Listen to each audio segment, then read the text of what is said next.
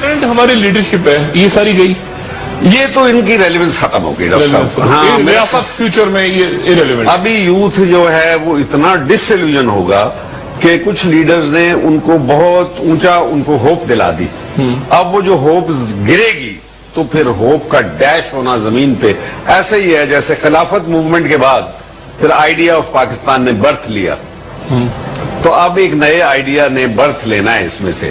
یعنی بذات خود آئیڈیا آف پاکستان بہت بڑا آئیڈیا ہے, یعنی it's a very dominant idea. لیکن وہ خلافت کے ڈیمولش ہونے کے بعد اب جو ہے یہ اس کا جو پولیٹیکل سسٹم کے کلیپس کے بعد اور پولیٹیکل لیڈرشپ کے مایوس کرنے کے بعد, کیونکہ اس میں تو ہر چیز کے در کانے نمک رفت نمک شد, کہ جو بھی نمک کی کان میں جاتا ہے وہ نمک ہی بن کے رہ جاتا ہے. آپ یہ تو بات یہ ہے کہ یہ سسٹم از ناؤ آؤٹ. میں تو بلکہ یہاں تک کہتا ہوں کہ آپ نے اس فرسودہ مردہ ہو گیا یا نظام, اب اس نظام کی بدبودار لاش کو دفن کرنے کا وقت آ گیا. اب آپ آئے کوشچن آف لیڈرشپ.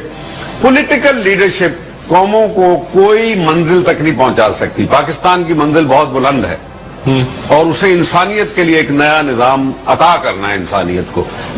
یعنی اس کا مطلب یہ ہے کہ فوج آئے, اگر اب فرض کریں فوج آئے تو آئین کو ایبروگیٹ کر دے, ختم کر دے, کرنا پڑے گا اس کو, اور کوئی طریقہ ہی نہیں فوج کے آنے کا.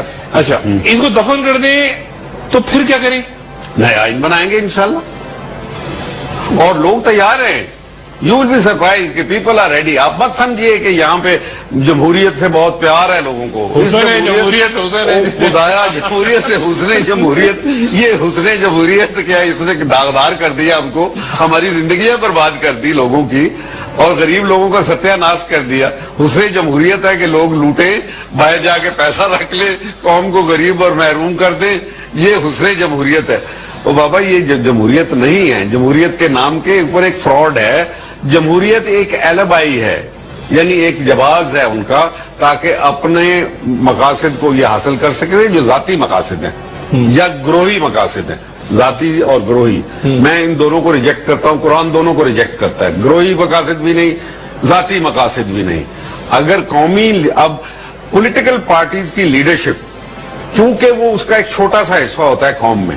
میں آپ کو بتاؤں کہ میں نے اینالائز کیا تھا 1997 کے الیکشن میں, اور میں نے دیکھا کہ جو 2/3 میجورٹی لے کے پارٹی نواز شریف صاحب اس وقت آئے تھے, 16.5% of the nation had participated in that and he got 2/3 majority.